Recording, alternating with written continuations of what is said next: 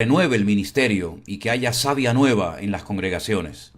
Sea como sea, debemos de seguir orando para que el Señor cuide de su amada iglesia, para que cada congregación que ha perdido, entre comillas, a su pastor, porque ya está en la presencia del Señor, pronto, muy pronto, puedan levantarse hombres, mujeres, familias enteras, con la actitud y con el deseo de poder servir al Señor en su reino y en su obra. Estaba leyendo hace un instante una iglesia de México que ha partido su pastor a la presencia del Señor y van a celebrar una reunión dentro de muy poco tiempo para decidir, para tomar una decisión acerca de quién va a tomar ahora las riendas, la responsabilidad de esa congregación. Nos consta también aquí en España que han habido unos cuantos pastores que ya han partido a la presencia del Señor, y me sigo haciendo la pregunta que les hacía al principio: ¿quién va a ocupar el lugar de esos hombres? ¿Quién va ahora a encargarse de seguir predicando la palabra de Dios? ¿Quién va a encargarse ahora de atender a las ovejas, de atender a la gente? Oremos para que el Señor levante pronto obreros, porque la mies es mucha y los obreros, como bien saben ustedes, son pocos. ¿Qué les parece si presentamos este tiempo al Señor en oración? Oramos. Yo le pido a todos ustedes, por favor, que se sumen conmigo, y allí en el salón de tu casa, en tu oficina o en donde quiera que te encuentres, cierres tus ojos y podamos orar juntos al Señor, para que en esta tarde el Señor nos permita tener un buen tiempo de aprendizaje, un buen tiempo en el que podamos ser renovados espiritualmente hablando y aprender, porque queda todavía muchas cosas por aprender.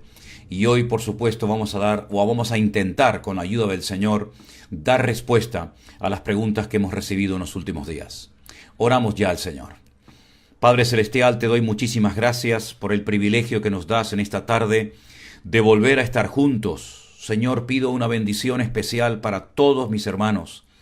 Especialmente queremos orar en este momento por los hermanos, Señor, en congregaciones que han tenido que despedirse de su pastor porque han partido a tu presencia. Dios mío, levanta obreros, que pronto se puedan levantar nuevos obreros para que ocupen el lugar que han dejado vacío esos siervos tuyos que han partido a tu presencia. También oramos por todos los hermanos que están, enfermos, hermanos que han caído enfermos por esta pandemia. Fortalécelos, anímalos, ayúdales, que no decaiga el ánimo, que pronto puedan volver a estar en primera línea sirviéndote y con mayor fuerza que antes.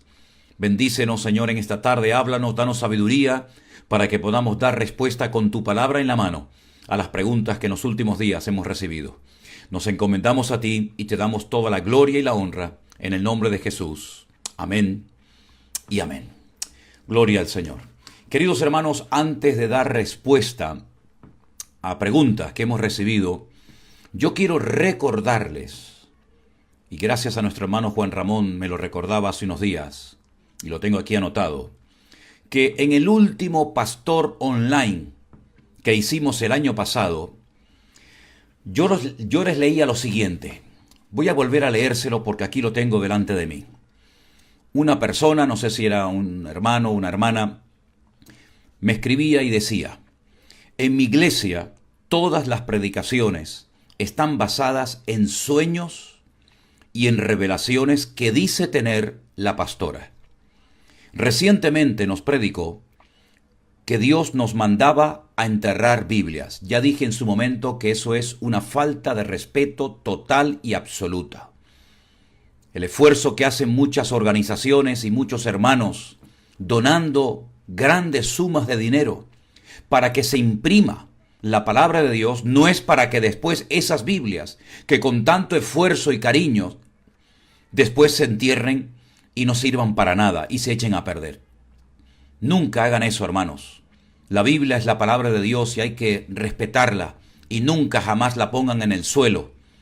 Como bien saben ustedes, todas mis Biblias están aquí arriba, en lo más alto de la estantería, para que de alguna manera siempre la palabra de Dios prevalezca y esté por encima de cualquier otro libro, de cualquier otra, publicación. Pero a lo que vamos. En esta congregación se les enseña a esta gente a enterrar Biblias, lo cual nunca se debe de hacer, y eso no es de Dios, eso es una falta de respeto inmensa. Pero esta hermana o este hermano decía, el otro día nos dijo que el Señor Jesucristo vendría al finalizar el año. Se refiere lógicamente al año pasado, al 2020. Cuando nos acercamos a ella para pedirle explicaciones, no nos da ninguna explicación. Y esta persona nos pedía consejo. Y yo dije, primeramente el tema de las Biblias, que no se debe de hacer. Dios no le va a decir absolutamente a nadie que vaya por el mundo enterrando Biblias. Eso es falso, rotundamente falso. Eso no es de Dios. Eso, reitero, es una falta de respeto. Y las Biblias no se imprimen para enterrarlas, sino para darlas a personas para que lean la palabra de Dios. Eso en primer lugar. Pero en segundo lugar dije que esa era una falsa profecía y que yo lo iba a demostrar.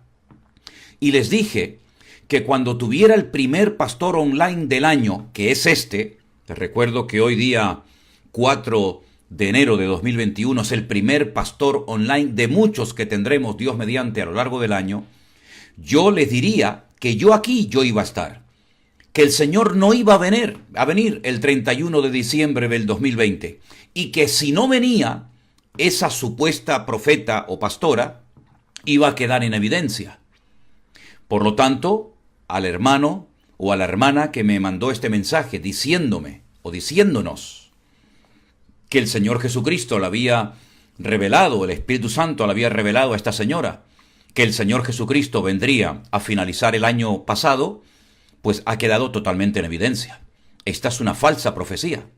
Es una falsa profecía y una falsa profeta.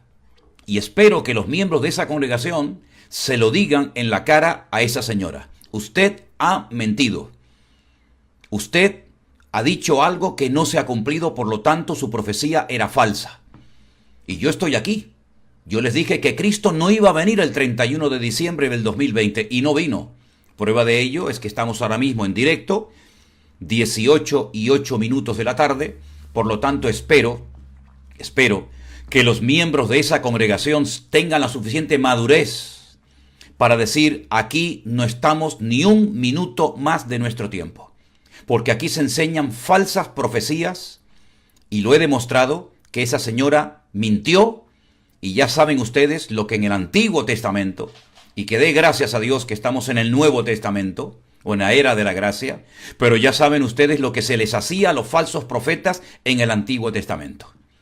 Así es que, cumpliendo con lo que les prometí, demostrándoles que el Señor no vino el 31 de diciembre y que yo sí estaría en el primer pastor online del año, creo que ha quedado lo suficientemente claro que esta señora no es digna de confianza y que los que permanezcan en esa congregación con ese tipo de profecías falsas, como he demostrado, se hacen copartícipes de las falsas profecías que temo que seguirán dando en esa congregación. Así es que salga inmediatamente, salga corriendo de ese lugar, porque eso no es sana doctrina. Y ya a estas alturas de nuestra vida, no tenemos que perder ni un minuto de nuestro tiempo estando en lugares donde se enseñen falsas profecías y falsas doctrinas. Y dicho esto, quiero aprovechar que hay ahora un buen grupo de hermanos conectados para decir nuevamente que siguen levantándose personas que utilizando mi nombre, el nombre de nuestro ministerio o incluso una fotografía mía, se dedican a escribir cosas que yo no tengo absolutamente nada que ver con esto. He imprimido no sé si se verá bien, he imprimido este correo que me ha mandado nuestra hermana Carol de Estados Unidos, donde supuestamente yo estoy diciendo que envíen ofrendas a una cuenta bancaria porque tenemos un orfanato en Nigeria. Eso es rotundamente falso. Nosotros no tenemos ninguna obra en Nigeria y nunca le hemos pedido dinero absolutamente a nadie. Aquí, en una de las páginas de YouTube, aparece el nombre YouTube, aparece mi fotografía y aquí se dice que hay que sembrar, que hay que mandar dinero hay que hacer una donación a un orfanato, pone un número de teléfono. Por lo visto, nos hemos informado, estas son unas personas nigerianas que se dedican, utilizando mi nombre y probablemente el de otros ministerios también, a pedir dinero y a engañar a la gente. diciendo que hay niños en un hogar, en un orfanato, se llama Children of Tomorrow, en Kenia, en Nigeria, y que hay que mandar ofrendas porque hay niños que están padeciendo de leucemia. Es increíble cómo puede haber personas que juegan con la salud de niños, en el caso de que sea así. Por lo tanto, si reciben correos o ven alguna página de Facebook o de YouTube con mi nombre, con mi fotografía o con el nombre de nuestro ministerio pidiendo dinero, no le hagan caso. Son falsos. Son rotundamente falsos. Y hay que denunciar a esta gente para que no sigan engañando a las almas, para que no sigan enseñando a la gente. Es la maldad que el Señor Jesucristo profetizó que veríamos en los últimos tiempos y la estamos viendo delante de nuestros ojos. Bueno, pasamos ya, si les parece, a dar respuesta a la primera pregunta. Por lo visto hay dos personas, una tal hermana Judith y un hermano llamado Luis, que preguntan lo mismo. ¿Cómo podemos saber la edad que tenía Isaac cuando el Señor le dice a Abraham que lo sacrifique sobre el monte Moriah en un altar? Miren, yo les voy a dar un consejo. Cuando usted quiera saber algo sobre cualquier personaje bíblico, sea Isaac, sea Moisés, Abraham, David, José o quien sea, lo primero que tienen que hacer ustedes es leer toda la información que nos da la Biblia sobre ese personaje. Por lo tanto, si usted quiere saber más o menos la edad que tenía tanto el padre como el hijo, es decir, Abraham e Isaac, el día de la Akedat Yitzhak, el día que lo ató su padre en el monte Moriah sobre un altar, lo que tiene que hacer usted es leer todo lo que dice la Biblia acerca de Abraham y acerca de Isaac, y usted mismo, estudiando por sí mismo la palabra de Dios, sabrá la edad que tenía tanto uno como otro. Eso se lo deja a usted. Eso se lo deja a ustedes. Porque leyendo la Biblia y estudiándola con detenimiento y anotando fechas, anotando edades que nos da la Biblia acerca de uno y de otro, usted llegará a la conclusión de que Isaac no era ningún niño pequeño cuando su padre lo lleva al monte Moriah a ser sacrificado sobre un altar. Por lo tanto, cuando usted quiera saber algo sobre un personaje bíblico, tiene usted que leer todo lo que la Biblia dice acerca de dicho personaje, y entonces usted, con toda la información encima de la mesa, usted podrá saber muchas de las cosas que me pregunta a mí, pero que el trabajo quien lo tiene que hacer es usted. Por ejemplo, a veces hay información que encontramos en otro libro. Les voy a poner un ejemplo. Dice la Biblia en la carta a los Hebreos que cuando Moisés tenía 40 años, y ese dato no lo dice en el libro de Éxodo, no lo encontramos, pero sí lo encontramos en la carta de Hebreos, la edad que tenía Moisés cuando salió a pasear y se acuerda que vio a un egipcio peleando o forzando o hiriendo, lastimando, humillando a un paisano suyo, a un hebreo. Pues ese dato lo da en la carta a los Hebreos, no lo da en el Antiguo Testamento. Por consiguiente, mi consejo es que tienen que leer toda la información que se da del personaje que usted quiera conocer, sea hombre, sea mujer, sea un rey, sea un juez, sea un príncipe o quien sea, y usted por sí mismo llegará a la conclusión de qué edad podía tener más o menos Abraham e Isaac el día que fueron caminando juntos desde Beersheba, el sur del país, hasta el monte Moriah en Jerusalén, para presentar aquel sacrificio que luego, como prediqué en el día de ayer, no se llevó a cabo porque el Señor detuvo a Abraham. Prefiero que usted haga el trabajo, prefiero que usted se meta en las páginas de la Biblia con una libreta, con un papel, con un bolígrafo, y usted tome nota de los datos que la Biblia le proporciona, y entonces usted sabrá qué edad podía tener más o menos Isaac. Bien, pasamos a otra pregunta. En el devocional 135, una persona dice que es cierto que el maligno no nos puede tocar, dice esta persona llamada Johnny. Pero mi pregunta es, si un creyente vuelve a pecar, ¿los demonios vuelven a entrar en él? Bueno, permítame corregirle en algo.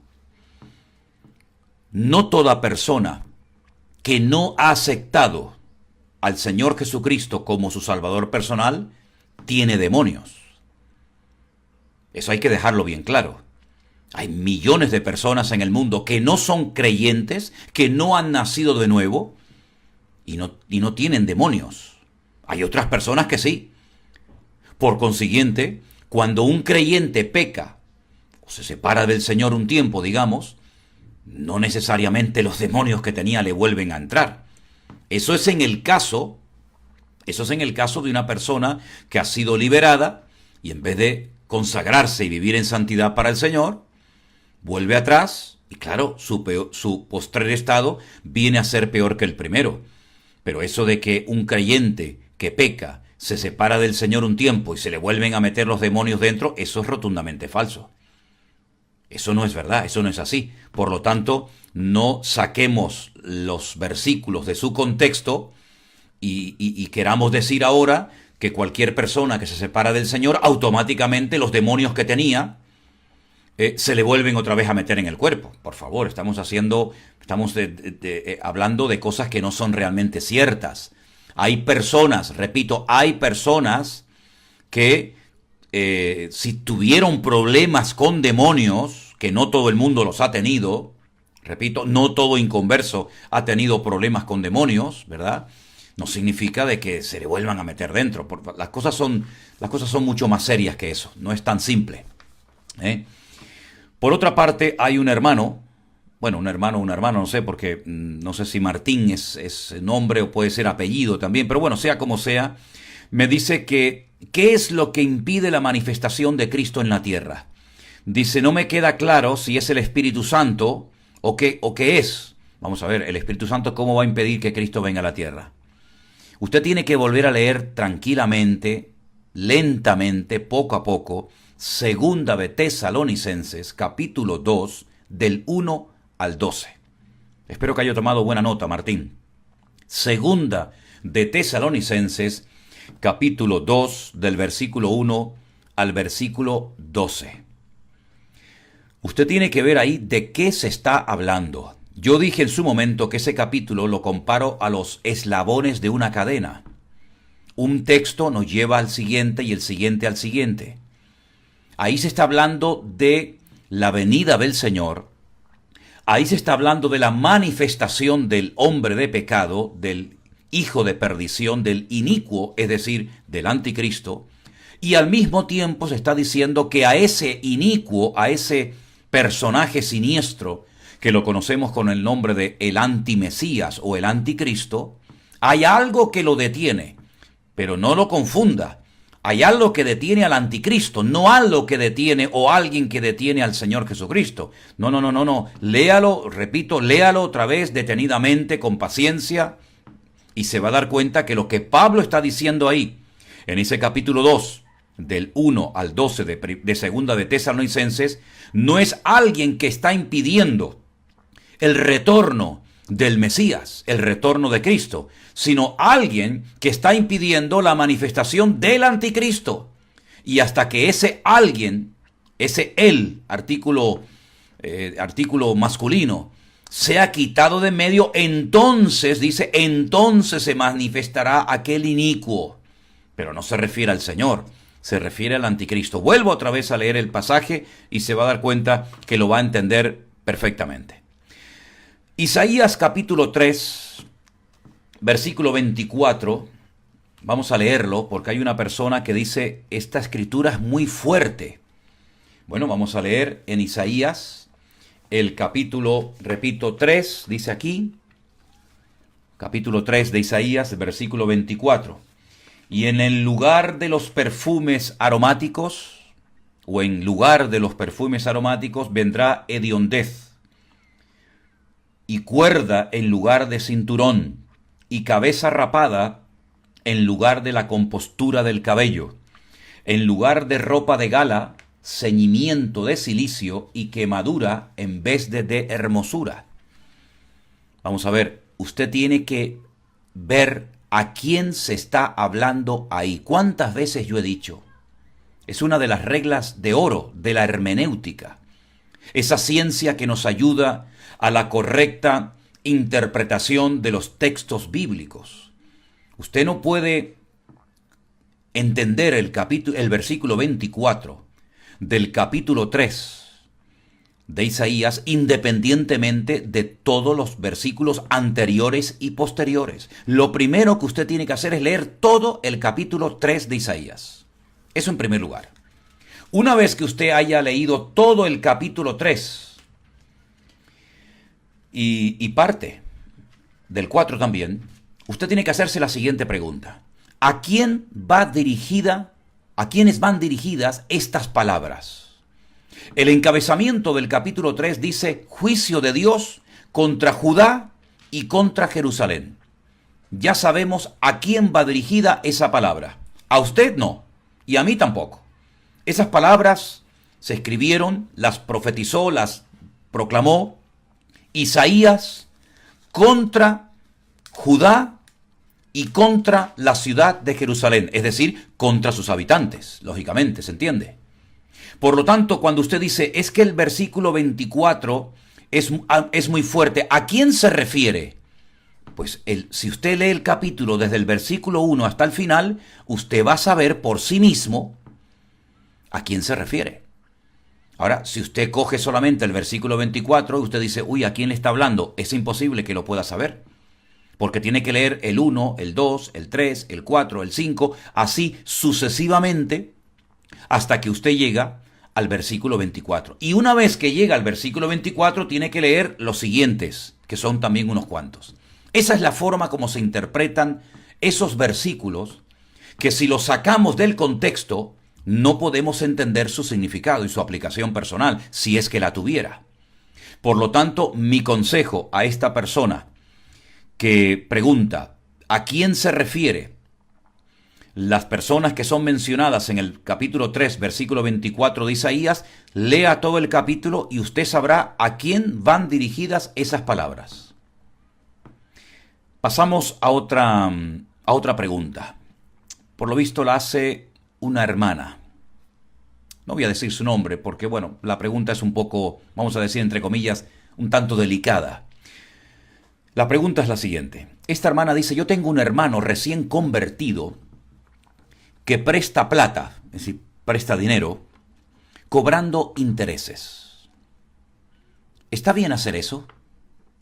Busqué en la Biblia sobre la palabra usura, y en el Antiguo Testamento y en varios pasajes, pero uno me ha llamado mucho la atención. Menciona unos versículos de Deuteronomio capítulo 23, versículos 19 y 20. Y dice esta hermana, mi hermano quiere hacer las cosas bien. ¿Cómo le debo aconsejar? Bueno, lo que usted le debe de aconsejar a su hermano es que lea los versículos que para usted han sido de tanta bendición y le han proporcionado tanta luz para entender este tema de prestar dinero con intereses. Ahora bien, me explico. A los hermanos no se le puede prestar dinero cobrándole intereses. A los hermanos en Cristo no. Pero si usted se dedica, usted es un prestamista, su hermano se dedica a prestar dinero a personas y cobrarles un interés, en principio eso no es ningún delito. En principio eso no es nada malo. Lo que pasa es que yo no tengo todos los datos. Yo no sé a quiénes le presta dinero. Yo no sé qué tipo de interés le está cobrando. Desconozco muchas cosas. Por lo tanto, lo primero que yo le voy a pedir es que usted hable con su pastor, que espero que tengan pastor, ¿sí? Yo espero que usted y su hermano, porque si dice que es un recién convertido, me imagino que ustedes tienen un pastor y una iglesia donde se están congregando. Entonces, lo primero que yo les pido a los que tengan pastor y una congregación es que hablen primero con sus pastores. Que yo no sé si ya han hablado ustedes con sus pastores o están hablando primeramente conmigo y después van a ir a hablar con su pastor. Yo prefiero que lo hagáis al revés. Los hermanos, los hijos de Dios, los creyentes que tienen un pastor y una iglesia donde se estén congregando, vayan primero a su pastor. Y cuando me pregunten a mí sobre algo que ya han hablado previamente con sus pastores, si me quieren preguntar, díganme qué fue lo que les dijo su pastor. Porque yo no me voy a dedicar a estas alturas de mi vida a estar dándole consejos a miembros de iglesias, que para eso son miembros de iglesias y para eso tienen a sus respectivos pastores.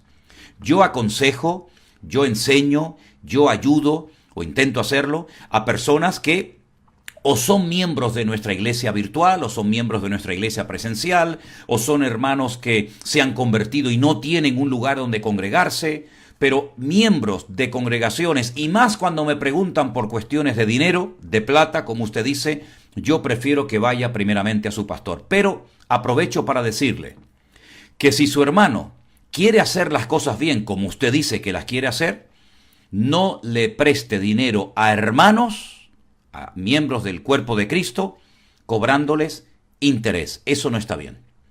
Que lo haga con los del mundo, que lo haga con los inconversos, pero no con los hermanos en Cristo. Pero, como conclusión, le digo, vaya primeramente y hable con su pastor, a ver qué es lo que su pastor le aconseja y le dice, porque al fin y al cabo, para eso usted es miembro de una iglesia y para eso usted tiene pastor. Voy a leer otra pregunta que me hace un tal Juan Carlos. Juan Carlos me dice, de niño adquirí una infección estomacal muy severa y también sarna. Mi madre adoptiva me llevó a un templo católico y pagó una manda. No sé exactamente lo que es una manda, me imagino que habrá pagado un dinero, en fin, para recibir un milagro, o lo que sea. Bueno, por lo visto pagó un dinero a la Candelaria. Con el tiempo, con el paso del tiempo, yo sané. Ella me hizo curaciones y remedios. ¿Ella quién? ¿Quién le hizo curaciones y remedios? Me imagino que habrá sido su madre, porque ninguna virgen, sea quien sea, le va a hacer a usted curaciones y remedios, porque es un ídolo, que tienen ojos y no ven, que tienen boca y no hablan, que tienen pies y no caminan. Por lo tanto, me imagino que habrá sido su madre la que le habrá hecho las curaciones y los remedios, porque ninguna virgen, ningún santo le va a poder hacer eso, porque son ídolos muertos, inanimados, creados por las manos de un ser humano. Por lo tanto, no tienen ningún poder. Una imagen, se llame como se llame, represente a quien represente, no tiene ningún poder. Y no solamente no tiene ningún poder, sino dice que al final los que los adoran se terminan convirtiendo como ellos. Lean el Salmo 115. Ahora bien, mi pregunta es, ¿quién hizo el milagro? Bueno, vamos a ver. Si usted tenía una enfermedad y se sanó con el tiempo, ¿quién le dijo a usted que la Virgen esa le sanó? Porque hay enfermedades que con el tiempo se curan. Y además, si usted tomó medicinas, si usted asistió al médico, si usted tomó remedios, es lógico que con el tiempo se curara. ¿Por qué le tiene usted que atribuir a ese ídolo muerto, a ese ídolo ciego y mudo, el milagro de su curación? Repito, si usted se cuidó, si usted tomó remedios, si usted tuvo medicinas y si además el médico le trató, no le esté atribuyendo ni a Candelaria ni a nadie el milagro de su curación.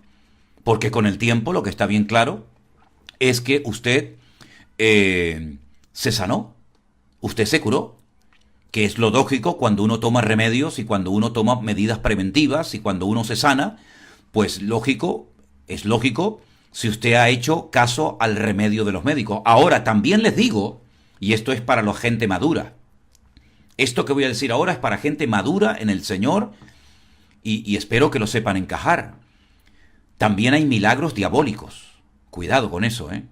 Porque el mundo espiritual es tan real como que usted me está viendo ahora mismo a mí en directo. El diablo, en momentos puntuales, se puede llegar hasta disfrazar como ángel de luz. Lo dice la Biblia, a través de la pluma del apóstol Pablo. Cuidado que el mundo espiritual es real, tanto el malo como el bueno. Y hay milagros diabólicos. Yo sé que hay mucha gente que no tiene mucha experiencia en este terreno. Pero yo le digo que Satanás a veces es capaz de hacer, entre comillas, digo entre comillas porque luego te va a pasar la factura, milagros diabólicos. Ya hay varios ejemplos en la Biblia de milagros diabólicos. Por lo tanto, lo que usted tiene que hacer es, si se ha convertido, porque me imagino que se habrá convertido al ponerse en contacto conmigo, que soy un pastor, me imagino que usted se habrá convertido, atribúyale a Dios, solamente a Dios, dele la gloria y la honra por haberse sanado. No le dé la gloria y la honra a ningún santo, a ninguna imagen, a ninguna virgen, ni siquiera a ningún pastor, ni siquiera a ningún hombre, sea quien sea y se llame como se llame. Por lo tanto, si se sanó, yo me alegro muchísimo, pero no fue ninguna virgen el que le sanó, porque las vírgenes y los santos no tienen poder ni para enfermarnos ni para sanarnos, porque están muertos. Es como este lápiz, este bolígrafo, está muerto, hace lo que yo diga. El hombre lo ha hecho, un ídolo exactamente igual, y además con el agravante de que la palabra de Dios, Éxodo capítulo 20, repito, Éxodo capítulo 20, en todas las Biblias del mundo, dice que no hay que invocar, no hay que postrarnos, no hay que adorar, no hay que rendirle culto a imágenes creadas por las manos del hombre. La idolatría es abominación ante los ojos de Dios. La idolatría es un pecado terrible, muy condenado en la palabra de Dios, que produce ceguera espiritual, insensibilidad espiritual. Y aunque crea la persona que está adorando a dicha imagen que se está acercando a Dios, es todo lo contrario. Se está alejando de Dios. Así que no cambie la gloria de Dios por dársela a algo o a alguien. Y termino diciéndole a usted y a todos: al Señor tu Dios adorarás, y a Él solo servirás. Eso está en la palabra de Dios, y les recuerdo que esas palabras se las mencionó el Señor Jesucristo cuando fue tentado por Satanás en el desierto de Judea. Repito, al Señor tu Dios adorarás, y a Él solo servirás. El único digno de adoración, de alabanza, de honra y de gloria es el Señor, es Dios. No ningún hombre, no ningún pastor, no ningún reverendo, no ninguna imagen, solamente Dios.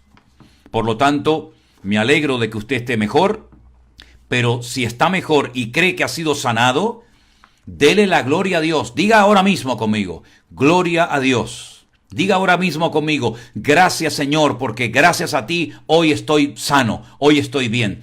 Cuando usted le dé la gloria al Señor, estará haciendo lo que la Biblia dice: no le atribuya la gloria a nada ni a nadie, más que solamente al Señor, a nuestro Dios. Una persona dice: ¿existe hoy en día el seno de Abraham? ¿Y qué es el seno de Abraham? Bueno, es como decir que Lázaro, no Lázaro el hermano de Marta y de María, sino el otro Lázaro del cual habla el Nuevo Testamento, fue llevado por los ángeles al seno de Abraham, es decir, a la presencia de Dios. Punto. Digamos que son como palabras o términos sinónimos, polivalentes, ¿verdad? El seno de Abraham es la misma presencia de Dios. Y si existe, me pregunta usted, claro, por supuesto. Cuando un creyente parte de esta vida, va directamente a la presencia del Señor. Llámese seno de Abraham, llámese presencia del Señor, pero claro que existe, por supuesto. Esa es una de las esperanzas más maravillosas que puede tener el creyente, que cuando partimos de esta vida vamos directamente a los brazos de nuestro amado Salvador, al cual amamos y honramos. Otra pregunta que alguien me hace es la siguiente: tengo poco tiempo leyendo la Biblia, la palabra del Señor, y estoy muy entusiasmada por aprender. Gloria a Dios, te felicito, María. Que nunca se vaya de tu corazón, de tu vida, ese deseo de querer aprender, de querer servir y de querer conocer mejor al Señor. Gloria a Dios. Dice María: veo los devocionales y también el pastor online, así que supongo que ahora mismo estarás conectada. Estoy empezando a leer la Biblia por el Génesis, y en Génesis capítulo 4 habla de los hijos de Set, Enoc y Amalek. ¿Enoc y Amalek son las mismas personas? No, son dos personas diferentes. Lamed era una persona y Enoc era otra persona, ¿sí? Después me preguntas por qué en el capítulo 5, verso 2 dice: llamó el nombre de ellos Adán, el día que fueron creados. Vamos a ver, la palabra Adán realmente no es un nombre propio, como puede ser Eva, aunque en hebreo era otro nombre. Adán significa ser humano, ¿sí? Porque Adán, esa palabra que tiene 3 letras en hebreo, la letra Aleph, la letra Dalet y la letra Men Sofit, viene de la palabra Adamá, que era una tierra que Dios utilizó, que Dios usó para hacer un Adán, un ser humano. Entonces Dios creó a los seres humanos, en este caso a dos, a Adán y a Eva, y de esta pareja surgieron todos los demás. Adán contiene la primera letra del alfabeto hebreo, que es la letra Aleph, que es la número 1. Dan es la palabra sangre, fue el primer ser viviente con el aliento, con el soplo divino, ¿sí? Entonces los llama Adán a los dos, aunque sabemos que uno era Adán y otro era Eva, pero los llama Adán de una forma genérica, tanto al marido como a la esposa, tanto al hombre como a la mujer, porque los dos eran seres humanos. Y Adán, eso es lo que significa, ser humano, ¿sí? Por eso dice que los llamó Adán, los llamó seres humanos, con el aliento, con el soplo divino, con el Espíritu de Dios dentro de ellos.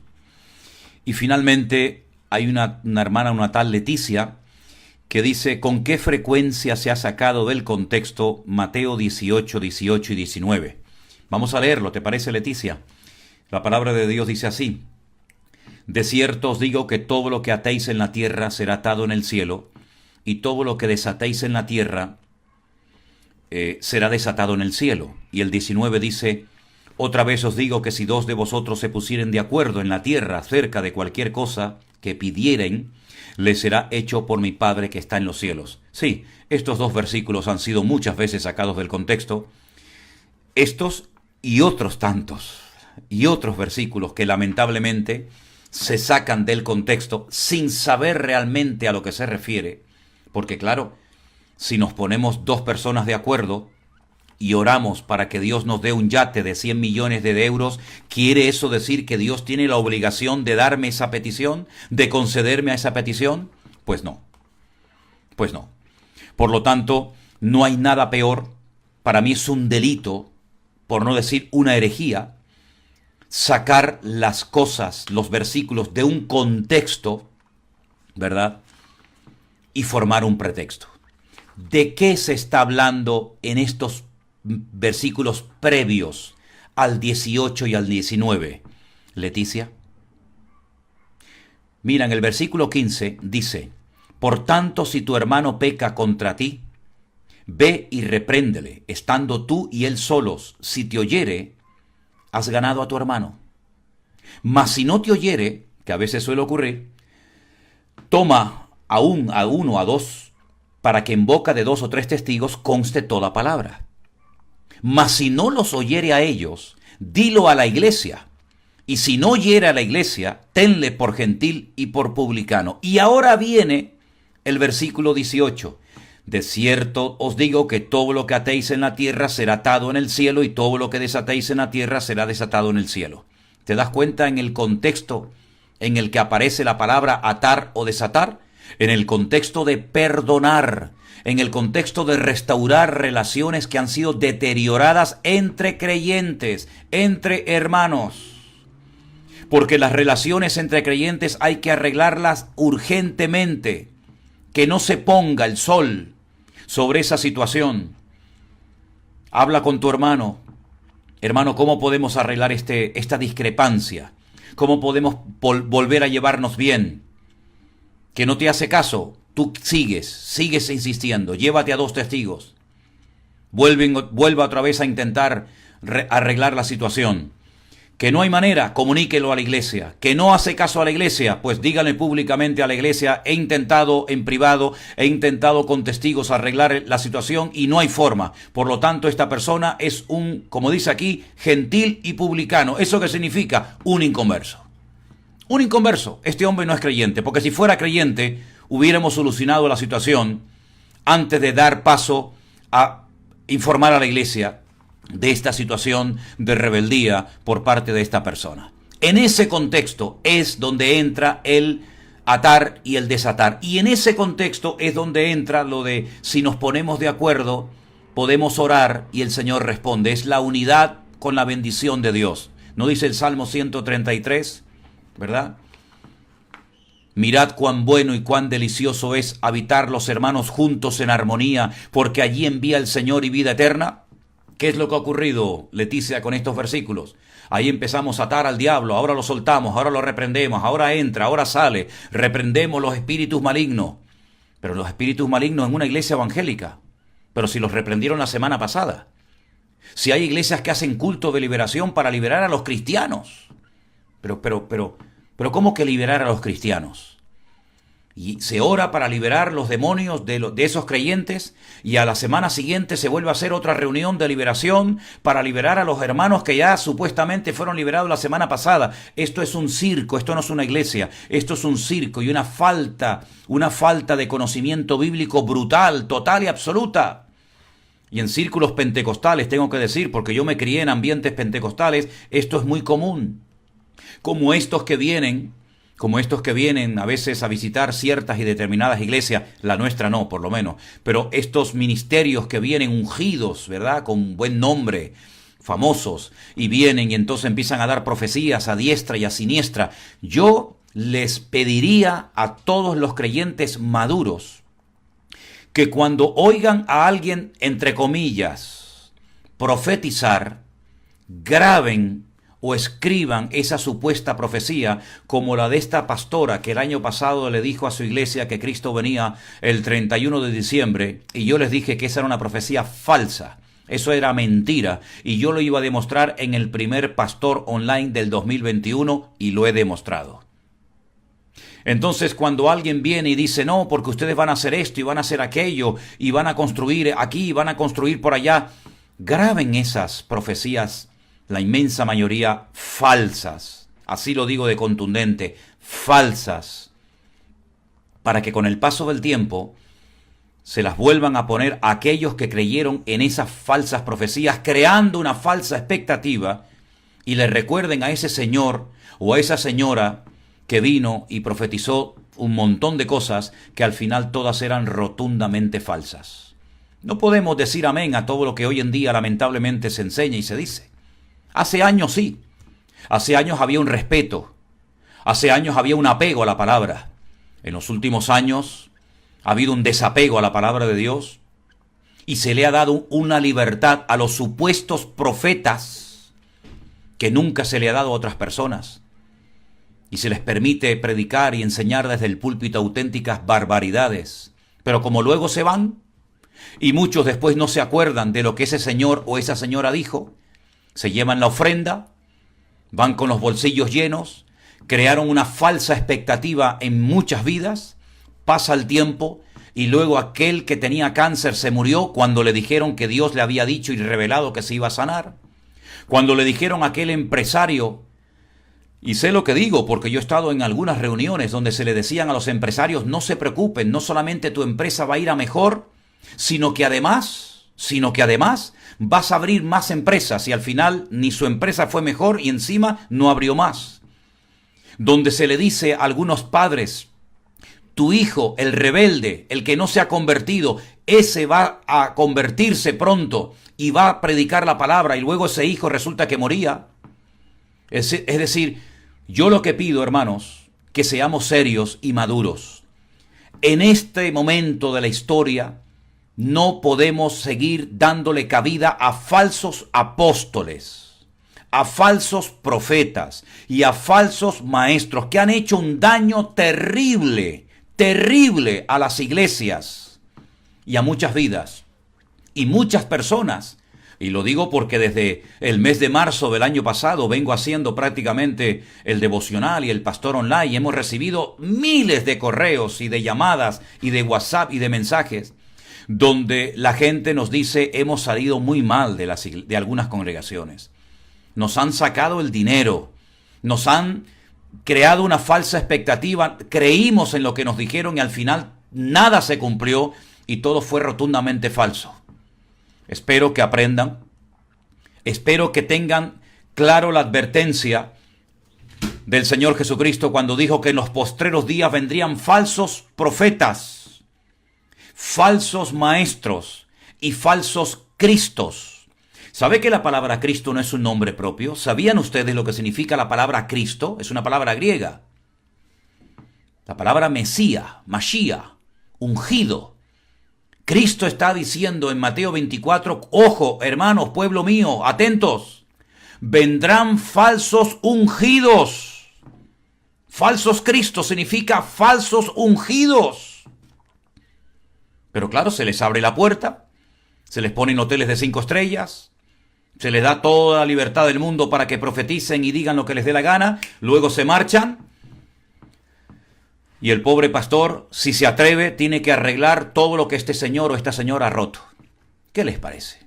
Aquí vinieron a España señoras de renombre, profetas, diciendo que Barcelona en la guerra de los Balcanes iba a ser bombardeada y que esto iba a traer un despertamiento espiritual a España. Rotundamente falso. Terminó la guerra de los Balcanes, Barcelona nunca fue atacada y España no cayó de rodillas pidiendo perdón al Señor. ¿Saben cuántas falsas profecías yo he tenido que escuchar a lo largo de mi vida? ¿Saben cuántas personas, hablando de su propio corazón, mienten, manipulan los textos y le hacen creer a la gente cosas que no son de Dios? Y la gente, por su ingenuidad, por su falta de madurez y de conocimiento bíblico, dicen amén. Y después se dan cuenta con el tiempo de que lo que en vez de decir amén, lo que tenían que haber es dicho, cállese y márchese de este lugar por engañar a los santos, al pueblo de Dios, a los hijos de Dios. Así que mucho cuidado con estos que van de profetas, porque la inmensa mayoría, las profecías que dan son rotundamente falsas. Yo no soy muy amigo, de hecho no pierdo mi tiempo viendo estas cosas en internet, pero a veces hay algunas personas que como me conocen poco, me mandan algunas cosas de estos supuestos profetas y siempre recuerdo lo que dicen para que el día de mañana, cuando en esa congregación o ese ministerio o esos creyentes vean que no se ha cumplido nada, sino todo al revés de lo que profetizaron, pues ocurrió, recuerden cómo fueron engañados y cómo le abrieron la puerta a personas que no tienen ni temor de Dios, ni respeto a las almas, y que las tratan como si fueran borregos, como si fueran auténticos borregos. Y quiero terminar diciendo algo porque se ha puesto de moda en muchas iglesias evangélicas, gracias a Dios no en todas, pero en muchas iglesias evangélicas se ha puesto de moda el tema de las primicias. ¿Saben lo que yo digo de los que enseñan a la gente al tema de las primicias? Se lo voy a decir claro y directo. Las primicias no tienen nada que ver con la iglesia cristiana. Eso no tiene nada que ver con el pueblo de Dios hoy en día. Eso es una excusa más para seguir pidiéndole dinero a la gente. Diezmos, ofrendas, primicias, siembra por aquí y siembra por allá. Eso de las primicias no tiene absolutamente nada que ver con el evangelio. Eso es parte de la ley. Y esa, repito, es una excusa más para seguir pidiéndole dinero a la gente, y la gente en su ingenuidad y en su inmadurez entran otra vez, como decimos en España, al trapo y otra vez vuelven a aceptar cosas que no tienen nada que ver con nosotros los cristianos hoy en día. Mis queridos hermanos, que Dios les bendiga. Yo sé que muchos de ustedes tienen un hambre tremenda de Dios. Prueba de ello es que siguen ahí, y prueba de ello es que muchos de ustedes dicen, hermano querido, gracias por todo lo que hemos aprendido en este tiempo. Quiero decirle a todos los pastores, que son muchos los que ven el Pastor Online, porque ustedes me lo dicen, pastor, aunque usted tenga su iglesia cerrada, no se desanime. El Señor está con usted. Yo no le voy a profetizar que mañana va a abrir la iglesia, porque yo no soy profeta ni hijo de profeta. Pero lo que yo sí le digo, que si usted es pastor, hay medios que usted puede utilizar, gracias a Dios, como este, por ejemplo, para que usted pueda atender a sus ovejas y atender a sus hermanos y a los miembros de su congregación. No se desanimen los que han tenido que cerrar por un tiempo la congregación, ni se desanimen los hermanos que lamentablemente todavía no pueden congregarse en sus respectivas congregaciones. Esto en algún momento cambiará. De momento nos seguimos gozando y dándole gracias al Señor porque podemos decir que todo lo que hemos aprendido durante todos estos largos meses no ha sido en vano. Dios nos ha hablado, Dios nos ha mostrado su fidelidad, el Señor no nos ha fallado y seguimos orando. Y pido que por favor sigan orando para que muchas de las iglesias que por esta pandemia se han cerrado se puedan volver a abrir y la palabra de Dios corra y sea glorificada. Pero no centremos todo en el salón, no centremos todo en la iglesia.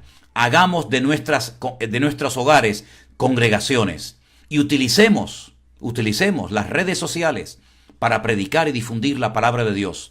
Porque en este momento, si ustedes se fijan bien en su pantalla, hay 1.622 conexiones. Es decir, no significa que hay 1.627 personas en este momento viendo en directo el Pastor Online, cuando yo tengo las 18:51 de la tarde. Porque puede ser que en una casa haya 2 personas, o 3, o 4, o 5, o 1. Por lo tanto, en este momento, yo estoy alcanzando y me están viendo y escuchando más personas que durante todo un mes, o puede ser durante todo un año, predicando en nuestra iglesia local. ¿Se dan cuenta, hermanos? ¿Se dan cuenta ustedes lo que esto significa? Que podemos alcanzar a miles y en breve a millones de personas utilizando los medios que Dios ha puesto a nuestro alcance para enseñar la palabra, para animar, para orar, para predicar la palabra. Por lo tanto, ánimo, hermanos. Vamos a esforzarnos. Vamos a seguir adelante con la ayuda del Señor. Y mañana nos veremos en el devocional y la próxima semana en el Pastor Online. Y quiero terminar este tiempo en oración dándole gracias a todos ustedes. No les aseguro que cuando termine el Pastor Online de hoy pueda leer todos los mensajes que ustedes no paran de escribir, porque me imagino que serán muchísimos, ¿verdad? Pero intentaré leerlos poco a poco. Sigan mandándonos sus preguntas si es que las tienen y le daremos siempre toda la gloria y la honra al Señor. Padre Celestial, gracias. De todo corazón te damos todos en esta tarde, porque un día más nos has permitido estar en contacto no solamente contigo, sino con cientos y cientos de nuestros hermanos en todo el mundo, compartiendo tu palabra y enseñando tu palabra y aprendiendo de ti. Guárdanos, Señor, y guarda tu amada iglesia, y que pronto se puedan volver a abrir esas congregaciones que se han cerrado, y que tú levantes nuevos obreros que ocupen el lugar de tantos y tantos siervos tuyos que han partido a tu presencia. Te damos la gloria y la honra y muchas gracias por todo, en el nombre de Jesús. Amén. Y amén. Gloria a Dios. Pues estoy convencido de que en esta tarde, desde las 6 en punto que comenzamos, ha habido más de 1.600 personas viendo en directo este devocional. Prueba de ello que ahora estoy leyendo. En una casa dice que habían 2, en otra casa dice que habían 3 personas. Por lo tanto, qué privilegio tan maravilloso el poder compartir la palabra de Dios con todos ustedes cada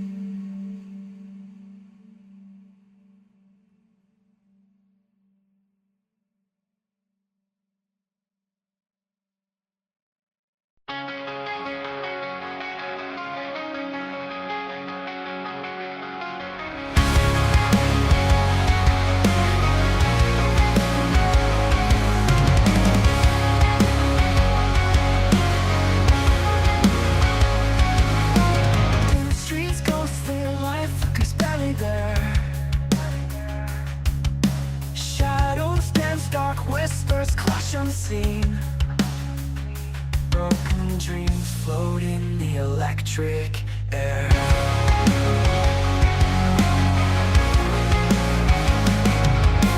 Haunting voices echo through the wires. Cold breath on my neck, chilling fire. Fading echoes of forgotten desires. Creeping through the static, soft and slow. And whispers drag me under, don't let go. Lost in the fog of things I'll never know. Electric pulses, heartbeat gone astray. Dreams twist and frayed, and neon decay. Lifeless streets where lost souls pray. Melodic whispers haunt this sleepless night. Saints howling against the dying light. In this wasteland, hope takes flight. Creeping through the static, soft and slow. The whispers drag me under, don't let go. Lost in the fog of things I'll never know. Never know.